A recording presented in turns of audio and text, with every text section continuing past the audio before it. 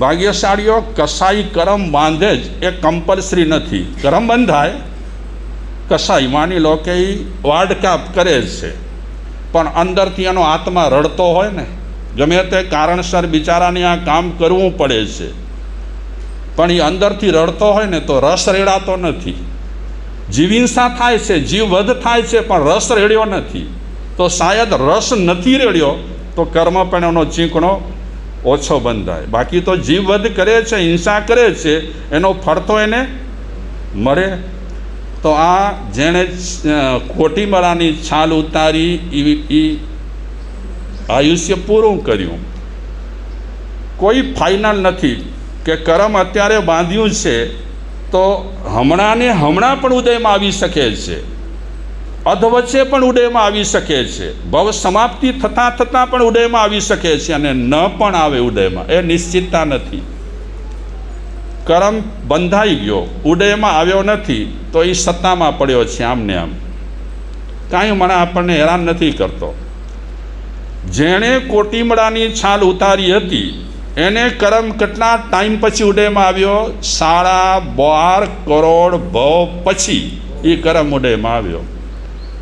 12.5 કરોડ ભવ જોઈ લો. કર્મ બાંધીએ, હું કે તમે બાંધીએ, અગર ઉદયમાં ના આવ્યો હોય તો એનો વ્યાજ વધે, વ્યાજ ચડે, ચડતો જાય, ચડતો જાય. વ્યાજ ચડે એટલે વ્યાજ સાથે આપણને શું કરવું પડે? હા હા, શું કરવું પડે? બોલો. વ્યાજ સહિત આપણને ભોગવવું પડે. પઠાણી વ્યાજ કહેવાય કર્મનો. જૈન દર્શનમાં કર્મની 157 પ્રકૃતિ કઈ છે? 157 પ્રકૃતિઓ. આ બધી શાસ્ત્રીય વાતો છે, બહુ ઊંડાણમાં મારે નથી જવું. આ ખંદક મુનિ થયા. જે જુવાને કોટીમડાની છાલ ઉતારી હતી એ 12.5 કરોડ ભવ પછી ખંદક મુનિ થયા.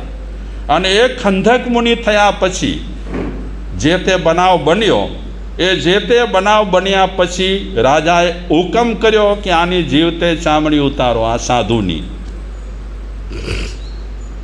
શાયદ એ પણ બની શકે પેલો કોટીમડાનો જીવ રાજા બન્યો હોય, શક્ય છે,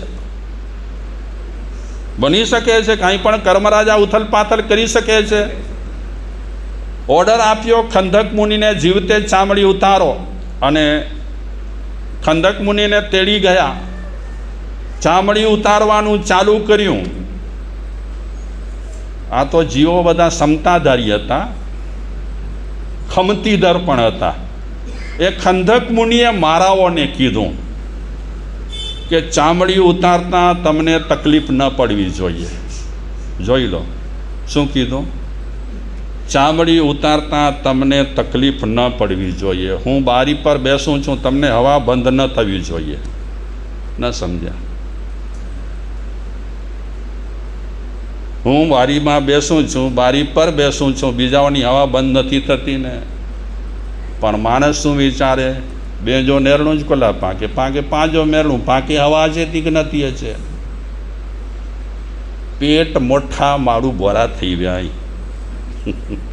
પોતાનું જુએ, બીજાનું કોઈનું ન જુએ. હાય હાય.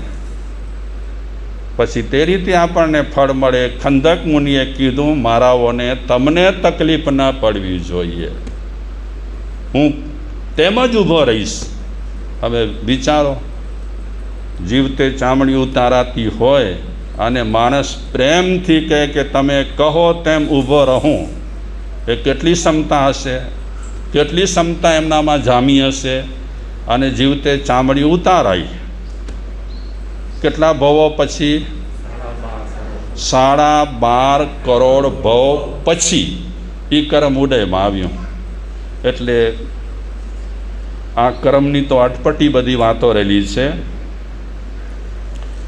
દેવ દાનવ તીર્થંકર ગણધર હરિહર નરવર સબળા કર્મ સંયોગે સુખ દુઃખ પામ્યા सबड़ा हुआ महानबड़ा रे प्राणी, कर्म समो नहीं कोई।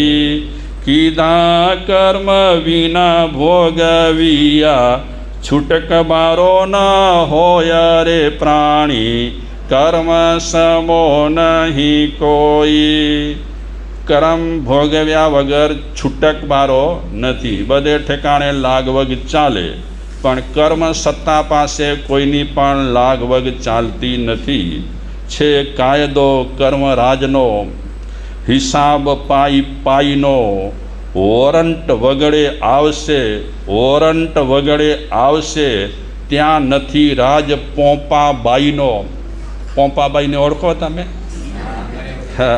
અંધેરી નગરી, ગંડુ રાજા, ટકેશેર ભાજી, ટકેશેર ખાજા, એવો કર્મ સત્તામાં નથી। કર્મ સત્તા તો એકદમ જાગૃત રહેલી છે।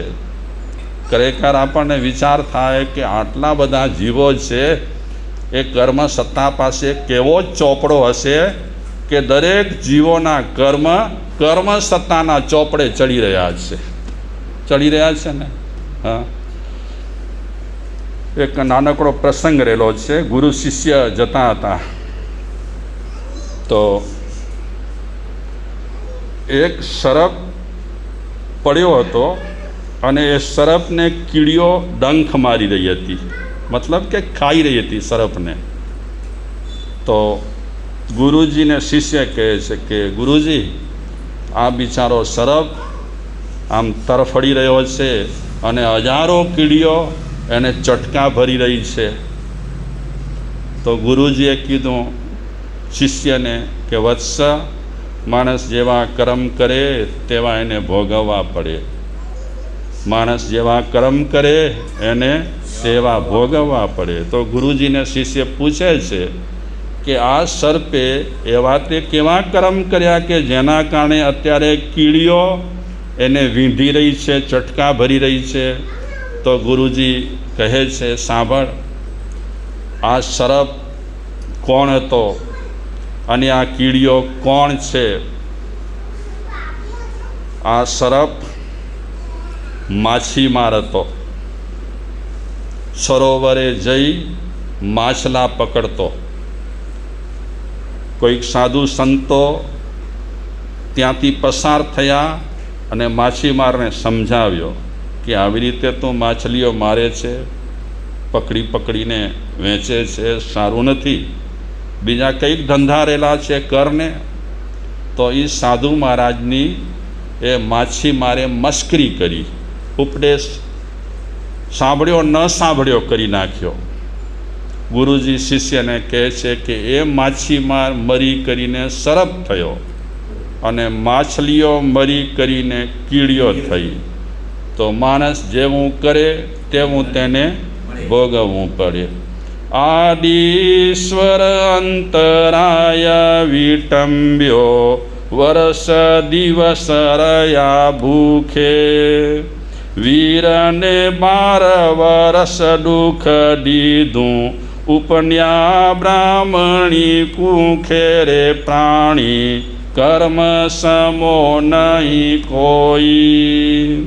ભગવાન આદિનાથની વાત કરે છે કે એમને 12 મહિના સુધી અન્ન ન મળ્યું, આ 12 મહિનાથી વધારે દિવસ સુધી એમને અન્ન ન મળ્યું। તો એનું કારણ શું છે? હેતુ વગર આ જગતમાં કાંઈ થતું નથી। મારા માટે જે થતું હોય, તમારા માટે જે થતું હોય, એમાં હેતુ હોય ને હોય। આ જગતમાં હેતુ વગર કાંઈ જ નથી થતું। માથાનો વાળ છે ને એ પણ વાંકો હેતુથી જ થાય। તો આદિનાથ ભગવાને ક્યાં પાપ કર્મ કર્યું કે જેના કારણે આદિનાથ થયા ત્યારે 12 વર્ષને વધારે દિવસ સુધી એમને અન્ન ન મળ્યું? તો આપણે કલ્પસૂત્રમાં સાંભળ્યું કે આગલા જન્મમાં એમણે જે કર્યું, આ મૂછો બંધાવ્યો અને એ અંતરાય પડી, એ અંતરાય વ્યાજ સહિત આદિનાથ ભગવાનને ભોગવવી પડી। હવે તીર્થંકરને જો કર્મ ન છોડે તો સામાન્ય માણસને કર્મ ક્યાંથી છોડવાના? મહાવીર ભગવાનને 12.5 વર્ષ સુધી કષ્ટ પડ્યા અને બ્રાહ્મણીની કુખે ઉપન્યા. કેમ કુખે ઉપન્યા બ્રાહ્મણીની? તો એમણે પણ એવા કર્મ કર્યા, તો કર્મ પ્રમાણે મહાવીર ભગવાનને પણ ફળ ભોગવવા પડ્યા. જૈન દર્શનમાં એક વૃત્તિ શબ્દ આવે છે અને બીજો પ્રવૃત્તિ શબ્દ આવે છે. આ શાસ્ત્રીય શબ્દો રહેલા છે, વૃત્તિ ને પ્રવૃત્તિ. શાયદ જૈન શાસ્ત્ર એમ કહે છે વૃત્તિ કરતાં વૃત્તિ જેટલી મહત્ત્વની છે એટલી પ્રવૃત્તિ મહત્ત્વની નથી. પ્રવૃત્તિથી બંધ થાય અને વૃત્તિથી અનુબંધ થાય. પ્રવૃત્તિ એટલે માની લો કે અત્યારે તમે સામાયિકમાં બેઠા છો, એ પ્રવૃત્તિ તમારી થઈ, એ પ્રવૃત્તિથી તમને બંધ થાય, અનુબંધ ન થાય. સામાયિક કરતી વખતે અંદરમાં તમારી શું વૃત્તિ ચાલી રહી છે એ વૃત્તિ પરથી અનુબંધ થાય. અને હંમેશા બંધ કરતાં પણ શાસ્ત્રકારો કહે છે અનુબંધ મહત્ત્વનો છે. જે તે નોંધાય છે એ બહારનું જેટલું નથી નોંધાતું એટલું અંદરનું નોંધાય છે. અમે દીક્ષા લીધી, વ્યવસ્થિત અમે સાદુપણું ન પાડતા હોઈએ તો એ વૃત્તિનો અનુબંધ તો અમારા માટે પણ પડવાનો છે.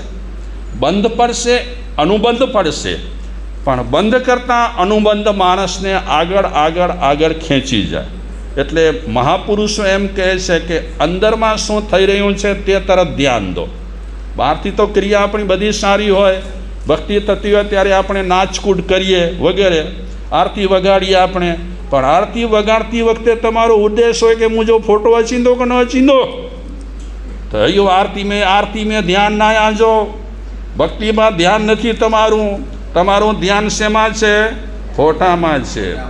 કોઈ કહે છત્રી ઉપાડતી વખતે વિચાર્યું કે હું જો ફોટો બરાબર અચીંદો ન અચીંદો, તો એમાં ભક્તિ ચાલી ગઈ. શું આવ્યું ધ્યાનમાં? ફોટો જોવા જાય, ફોટો એ ખોટો. હા, ફોટો ખોટો. ઘણા લોકો છે ને, અમને નવાઈ લાગે કે ફોટા નીકળતા હોય ને મોટો જુલુસ ચાલતો હોય સાધુ સંતોનો, ત્યારે આગળ ચાલે, આમ ક્યારે દેખાય નહીં હો. હા, પછી અમે વિચારીએ કે આટલા સેવાભાવી થઈ ગયા. એ સેવાભાવી ત્યાં સુધી જ છે જ્યાં સુધી કેમેરાવાળો છે ત્યાં સુધી. એ કેમેરામાં ખસ્યા નથી અને આ ભાઈ હટ્યા નથી. તો માણસની વૃત્તિ અને પ્રવૃત્તિ, એમાં વૃત્તિ બહુ જ મહત્ત્વની છે. પ્રવૃત્તિમાં અત્યારે માની લો કે આપણે જાપ જપીએ છીએ, દાખલો આપું છું, પણ એ સમયે આપણે મનમાં વિચાર્યું કે પ્રભાવના આજે 25 રૂપિયા મળશે એમ સાંભળ્યું છે, 30 રૂપિયા અને જાપ કરે છે. આ મજા કરું જો, કોઈની આવી વૃત્તિ નથી, પણ શાયદ હોય આવી વૃત્તિ, જાપનો ફાયદો મળે, પ્રવૃત્તિ સારી થઈ, બંધ પડ્યો સારો, અનુબંધ ન પડ્યો સારો. અને અનુબંધ સારો ન પડે, સારી પ્રવૃત્તિ કર્યા પછી પણ અનુબંધ જો સારો ન પડે તો એ પાપાનુબંધી પણ હોઈ શકે પછી. તો ચાલીએ આપણે વધારે ઊંડાણમાં ન જઈએ. મહાવીર ભગવાનને 12.5 વર્ષ સુધી બહુ કષ્ટ પડ્યા અને બ્રાહ્મણીની કુક્ષીમાં એમને જન્મવું પડ્યું, અવતરવું પડ્યું. એમાં પણ આપણે બધા જાણીએ છીએ કે મહાવીર ભગવાને કયે ઠેકાણે કેવા કર્મ બાંધેલા હતા, તો કર્મ પ્રમાણે મહાવીરને પણ ભોગવવું પડ્યું. આ કર્મ વિશે ચર્ચા ચાલતી રહેશે અને સાથે સાથે આપણે વિપાક સૂત્ર પણ લઈએ. આ વિપાકમાં ફળની જ વાત આવે છે. ફળ એટલે કર્મના ફળ.